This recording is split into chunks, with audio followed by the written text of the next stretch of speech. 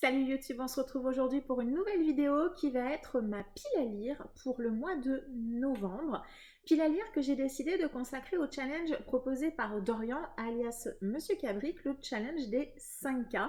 Si vous avez suivi ma chaîne ou sa chaîne et son compte Insta cette année, Dorian a créé, alors je sais plus si c'est mars ou février, je sais plus, en tout cas cette année, un challenge très simple, en tout cas sur l'idée de démarrage, qui est de lire 5000 pages sur un mois.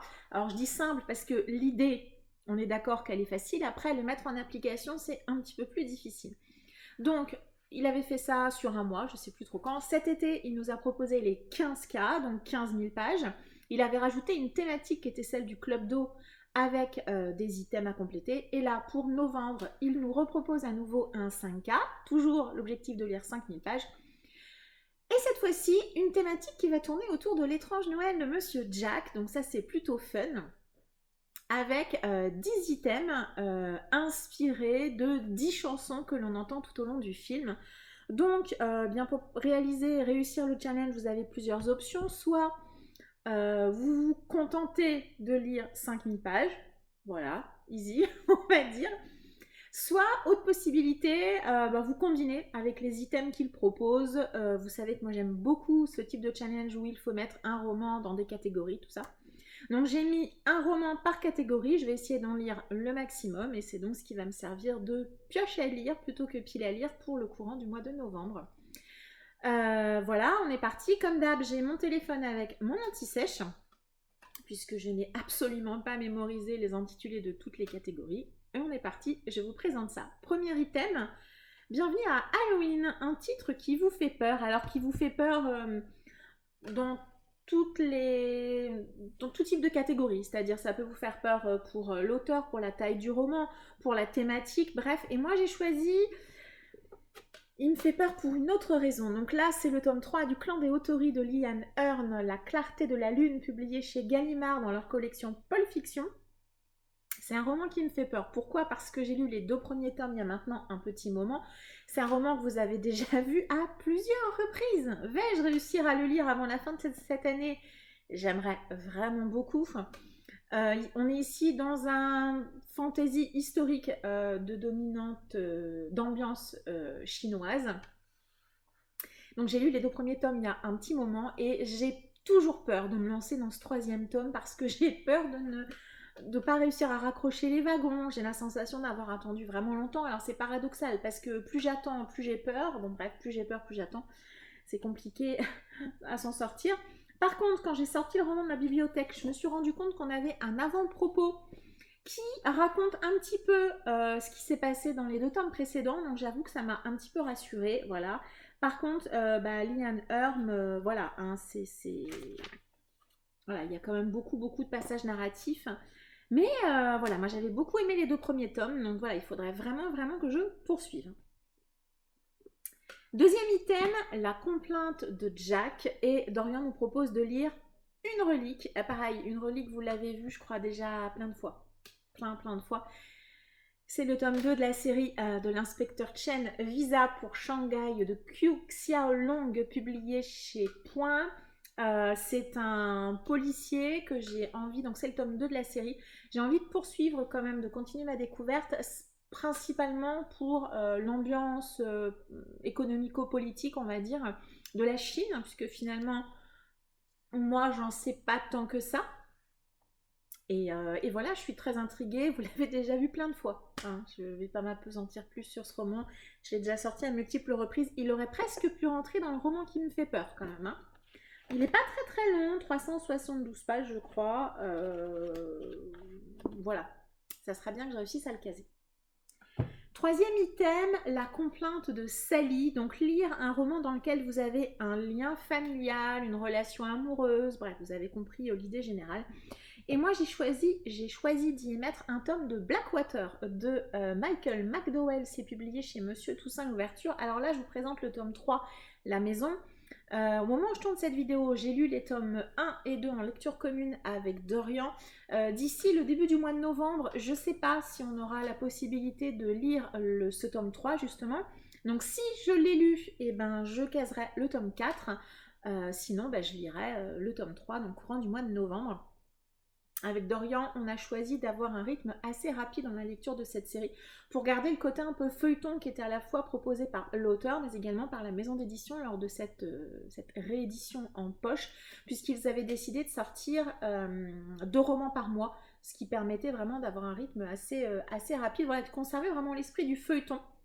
Donc pourquoi un lien familial, puisque ici on va suivre la famille Casquet qui vit dans la ville de Perdido, ville dans laquelle coule la Blackwater, voilà. Et c'est vraiment une saga familiale. En tout cas, sur les 2 tomes que j'ai lus, on est complètement dans l'ambiance de la famille, donc je pense que ça rentre pile au poil dans cette catégorie.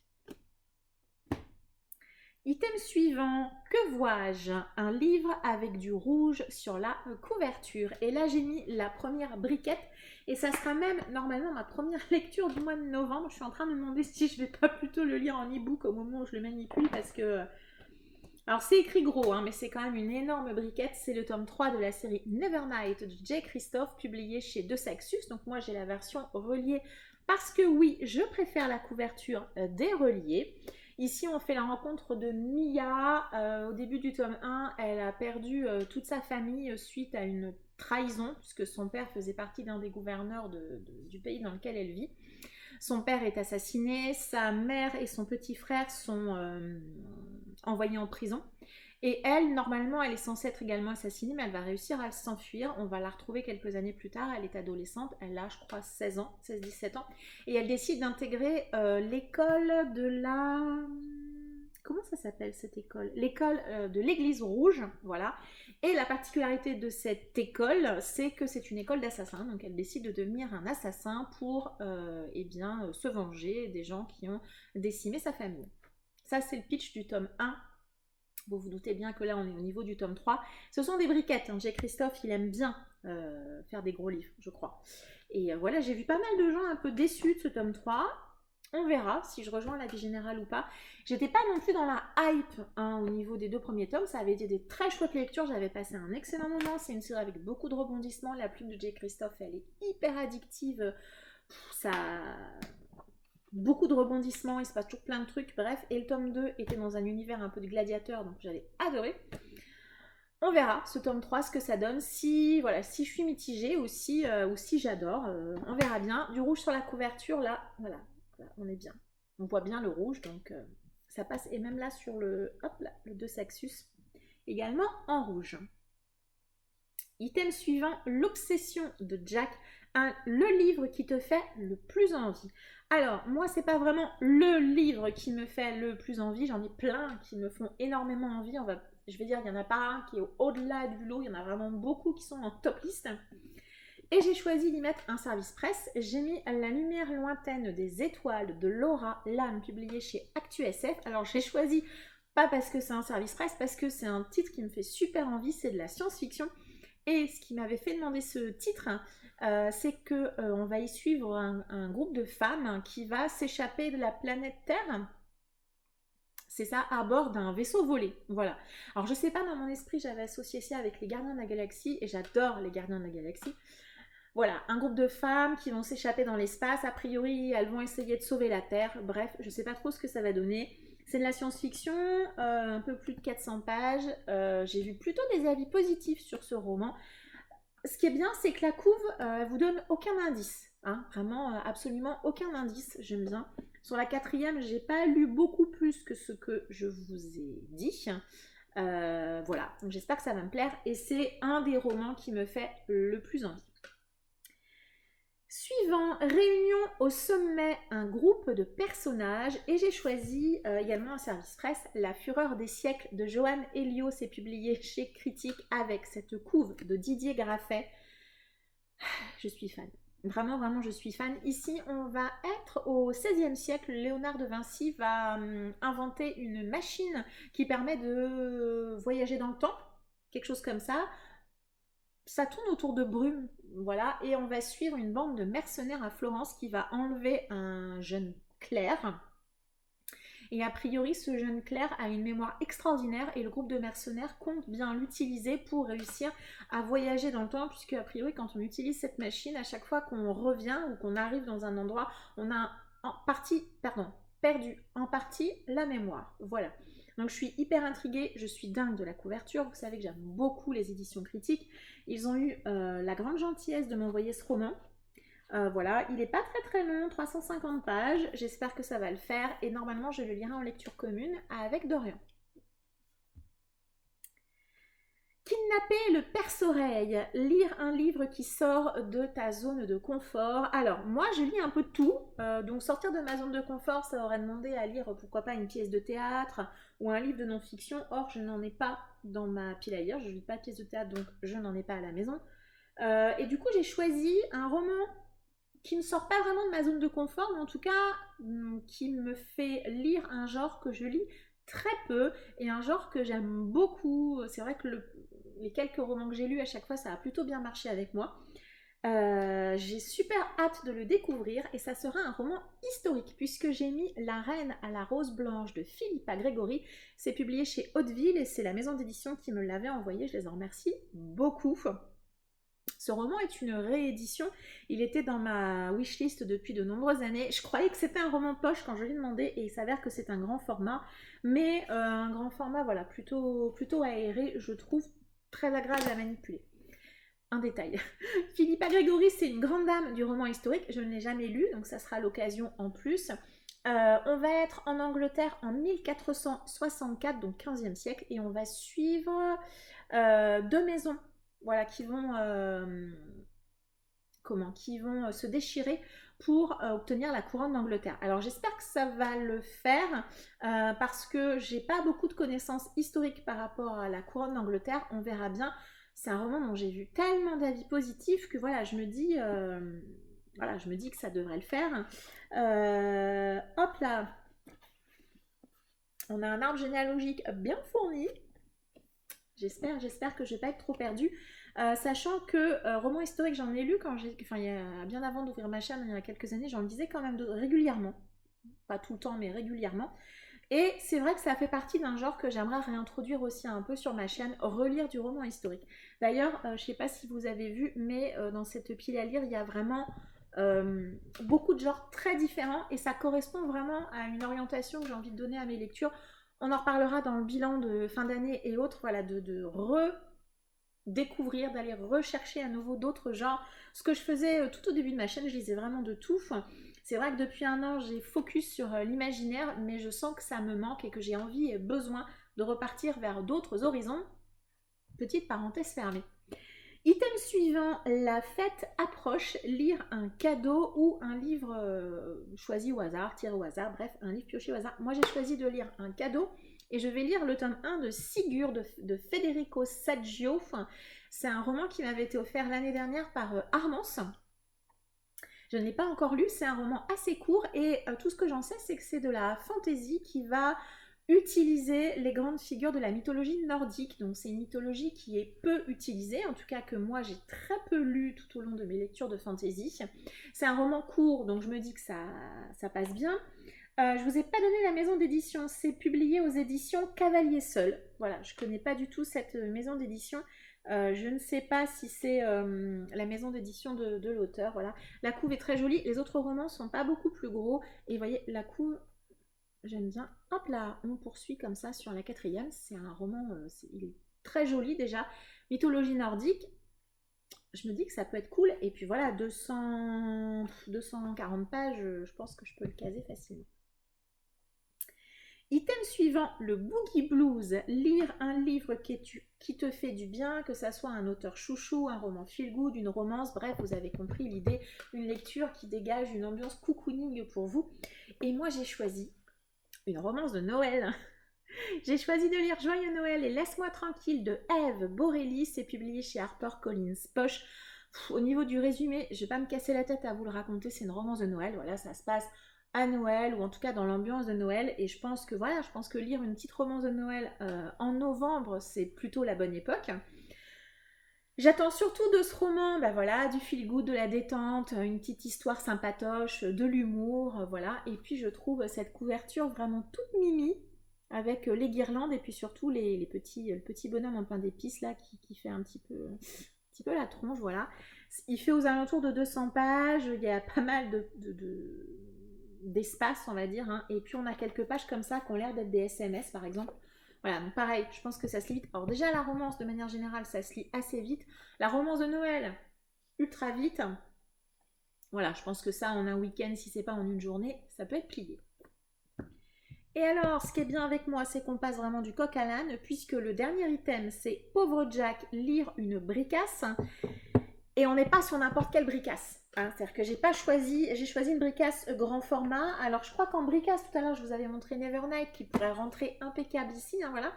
En termes de bricasse, il y a une autre maison d'édition qui cartonne, hein, c'est Léa. Et donc j'ai choisi de lire le livre des martyrs de Steven Erikson, le tome 1, Les Jardins de la Lune. Oui, oui, je vous présente Steven Erikson juste après une romance de Noël. Vous avez bien vu, tout à fait. C'est ça, les lecteurs éclectiques. Ça marche très très bien. Alors, le livre des martyrs, c'est donc une énorme saga de fantasy. C'est une fantasy très dense. Alors, dense sur le fond, voilà. Et c'est dense aussi sur la forme, hein, parce que voilà, Léa. Alors, il faut savoir que les Léa, en plus, au niveau grand format, ils sont un petit peu plus grands que les autres. Ils sont un petit peu au format Brajlon, pour vous donner une idée, donc un petit peu plus haut. Et voilà, hein, et c'est rempli de haut en bas, hein, de partout. C'est hyper, hyper rempli.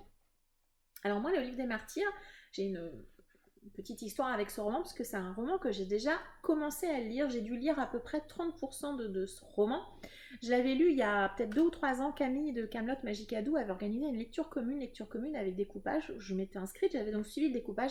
Et en fait, c'est notamment grâce à cette lecture commune que je m'en suis rendu compte. Les lectures communes avec découpage, ça ne marche pas du tout avec moi. C'est une catastrophe, je décroche complètement. J'ai énormément de mal à revenir dans le roman à chaque fois. En plus, ça m'oblige, entre guillemets, à lire un autre roman. Et j'aime pas tellement ça. Vraiment, je suis plutôt une lectrice qui aime lire un roman à la fois. Et voilà, et ça m'avait un peu gâché ma lecture. Donc j'avais fait le choix d'arrêter la lecture commune, d'arrêter la lecture.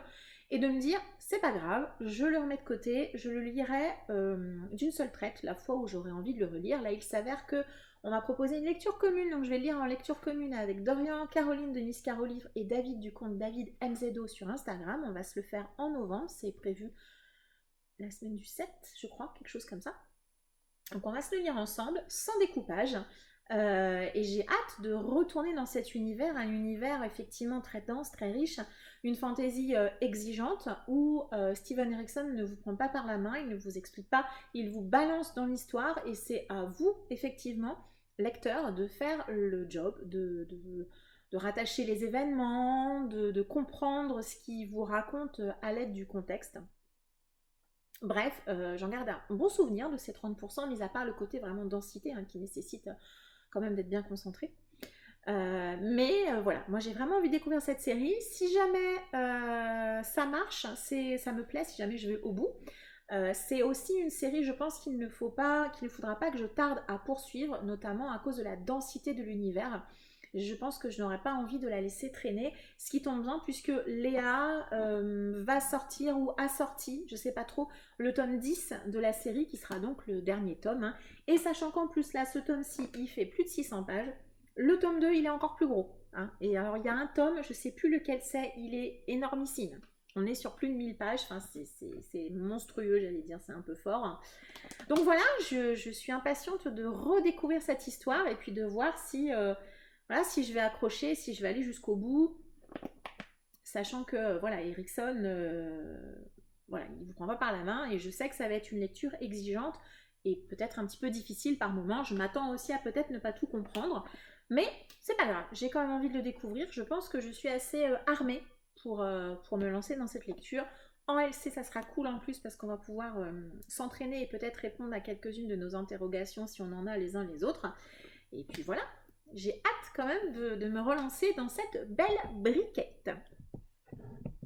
Voilà, je vous ai donc présenté les 10 romans qui vont m'accompagner pendant ce mois de novembre. Je vous prépare une très très jolie pile à lire pour fin d'année, hein, une pile à lire monstrueuse. Vous n'êtes pas prêts, et moi non plus, je crois. N'hésitez pas à m'indiquer en commentaire si vous aussi vous participez au 5K proposé par Dorian, que ça soit avec le seul objectif d'atteindre les 5000 K ou bien avec les items. En tout cas, moi j'aime bien cette idée d'associer Jack, puisque Jack, l'étrange Noël de Monsieur Jack, c'est un film qui fait bien le pont, je trouve, entre Halloween et Noël. On est pile entre les deux, c'est plutôt cool. Bref, comme d'hab, n'hésitez pas à m'indiquer en commentaire si vous avez lu certains des romans dont j'ai parlé aujourd'hui. Également, n'hésitez pas à me contacter sur Insta si vous souhaitez qu'on se planifie une lecture commune autour d'un des romans que je viens de vous présenter. Je vous remercie de m'avoir suivi, je vous souhaite une très agréable journée et je vous dis à très bientôt. Ciao!